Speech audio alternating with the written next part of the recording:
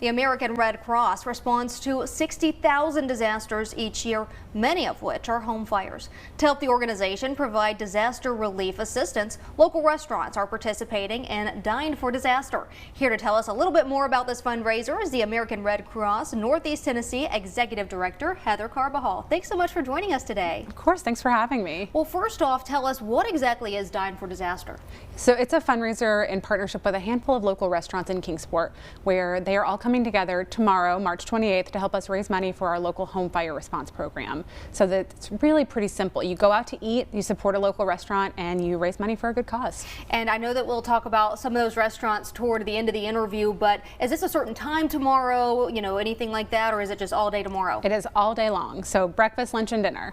Awesome. Do you have to say anything, or do you just show up to the restaurant? So we prefer it if you tell them you're supporting the Red Cross. One of our restaurants, Texas Roadhouse, has asked that you say you're supporting the Red Cross, but everyone else is just committed to doing 10% of sales. Wonderful. Well, let's talk a little bit about what exactly the American Red Cross does. So many people, don't understand how broad this organization is. Yeah, I think there's a big misconception, right, that the Red Cross is this huge organization that only comes in large-scale disasters. And it's true, we do respond to large-scale disasters every single day, but most of the work that we do happens right here in our own community. We respond to local disasters just about every single day, predominantly single-family house fires.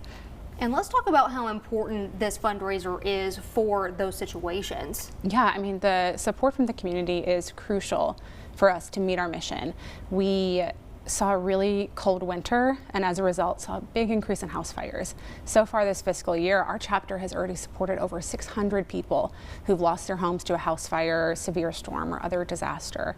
And so this helps us make sure that we can continue to respond. We can continue to be there to provide help, safe shelter, food, clothing, medical needs, and emotional support to our community members on the worst day of their lives. And let's talk a little bit about the specific things that you do for those families and those people that are in these situations. Yeah, so we have a team of incredible volunteers who are on call 24 hours a day, 365 days a year.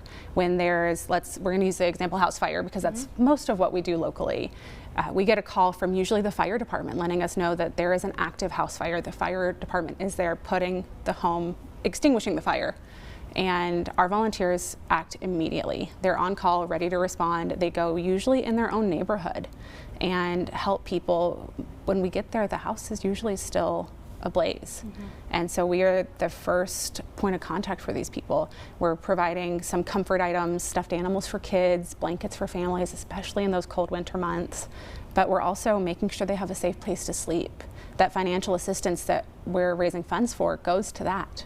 Making sure people have a safe place to sleep, that they have clothes to wear. When you evacuate a house fire, you only have 2 minutes to get out safely on average.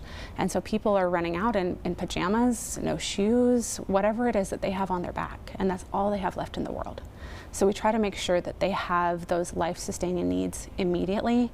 And then our volunteers keep working with people. So it's not that one and done, right? It's an overwhelming process, even in the best of circumstances. So our volunteers are with the community members, with our clients, as they're building their recovery plan to help put those pieces back together, to connect our clients to other community resources, to provide additional financial assistance. Really, whatever that family needs is what we're there to do. Absolutely. Well, Heather, thank you so much for joining us here on First at 4 today. And again, those details on how you can help with the Dining for Disaster fundraiser, that's tomorrow. Nick's Chicken, Phil's Dream Pit, Riverfront Seafood, Sisters Cravings, and the Kingsport Texas Roadhouse are participating. The proceeds do help the American Red Cross provide disaster relief assistance to members right here in our community.